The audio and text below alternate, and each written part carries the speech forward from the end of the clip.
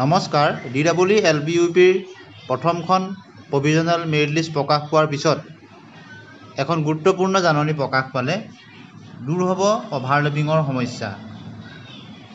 প্ৰথম provisional merit list প্ৰকাশ পোৱাৰ পিছত এখন গুৰুত্বপূৰ্ণ জাননীখনত উল্লেখ কৰিছে যে বহু প্ৰাৰ্থীয়ে তেওঁলোকে মাল্টিপল এপ্লিকেশ্যন আইডিৰ যোগেদি যিহেতু তেওঁলোকে আবেদন কৰিছিল আৰু প্ৰভিজনেল মেৰিট লিষ্টত বিভিন্ন ঠাইত তেওঁলোকৰ নাম দেখা পোৱা গৈছে, অৰ্থাৎ এজন প্ৰাৰ্থীৰ নামেই তেওঁলোকে বিভিন্ন ঠাইত তেওঁলোকৰ নাম আহিছে। গতিকে তেনে প্ৰাৰ্থীসমূহৰ কাৰণে এই গুৰুত্বপূৰ্ণ জাননীখন প্ৰকাশ কৰিছে। ইয়াত লিখিছে, it has been notified in the respect of some candidates that they have applied multiple times by putting different TET roll number, certificate number for the post of regular teacher of LP and UP school under the DW Assam against advertisement দিছে।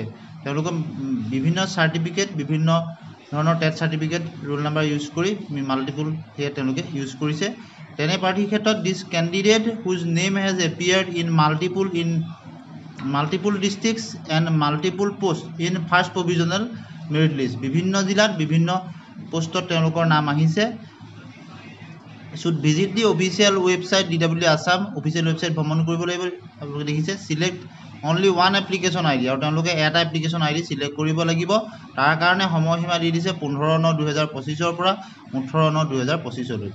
In case the candidate does not select any one application, তেওঁলোকে যদি এটা application ID select নকৰে তেতিয়া randomly তেওঁলোকৰ এটা select কৰি দিব আৰু পৰৱৰ্তী সময়ত তেওঁলোকে কোনো আপত্তি কৰিব নোৱাৰিব।